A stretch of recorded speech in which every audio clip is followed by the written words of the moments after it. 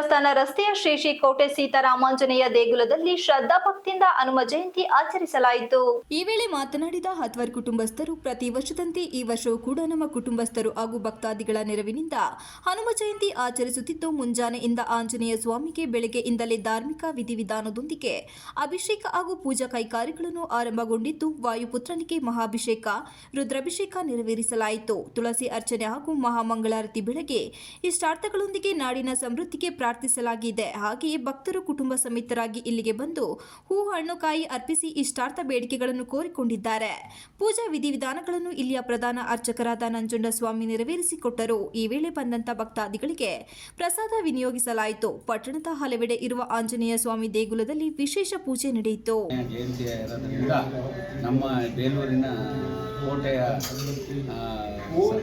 ಸರ್ಕಾರಿ ಆಸ್ಪತ್ರೆ ಪಕ್ಕದಲ್ಲಿರೋ ಆಂಜನೇಯ ಸ್ವಾಮಿ ದೇವಸ್ಥಾನಕ್ಕೆ ಪ್ರತಿ ವರ್ಷದಂತೆ ಈ ವರ್ಷವೂ ಹನುಮ ಜಯಂತಿ ಕಾರ್ಯಕ್ರಮವನ್ನು ನೆರವೇರಿಸಿಕೊಂಡು ಬರುತ್ತಾ ಇದ್ದೇವೆ.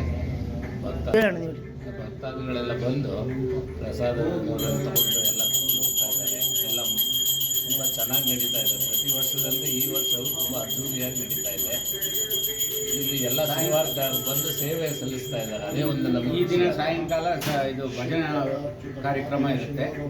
1 ಗಂಟೆಗೆ ಭಜನೆ ಇರುತ್ತೆ ಎಲ್ಲ. ಆಮೇಲೆ ಮಹಾಮಂಗಳಾರತಿ ಎಲ್ಲ ಇದು ಮಾಡಿ ಮತ್ತೆ ಪ್ರಸಾದ ವಿನಿಯೋಗ ಗಣೇಶ್ ಟಿವಿ 46 ಮಲೆನಾಡು ನ್ಯೂಸ್ ಬೇಲೂರು.